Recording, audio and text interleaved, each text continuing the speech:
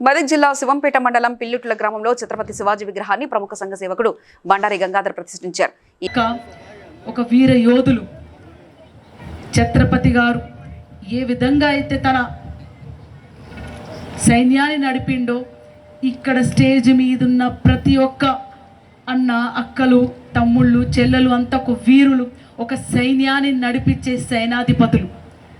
అందుకే మేము ఏం చేస్తున్నాము, మీరేం చేయాలి, మనం ఏడికి పోవాలి అనే దశ దిశ నిర్దేశించడానికే ఈ సైన్యమంతా ఐక్యమైంది. ఈ సైన్యమంతా ఐక్యమయ్యి మిమ్మల్ని నడిపించడానికి, మన రానున్న బిడ్డలకు, చిన్నారి బిడ్డలకు ఒక సమాజాన్ని ఏర్పరచడానికే ఒక యుద్ధం మొదలైంది.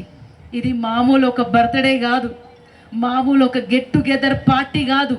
యుద్ధం మొదలైంది. మేమంతా రెడీ ఉన్నాం యుద్ధానికి.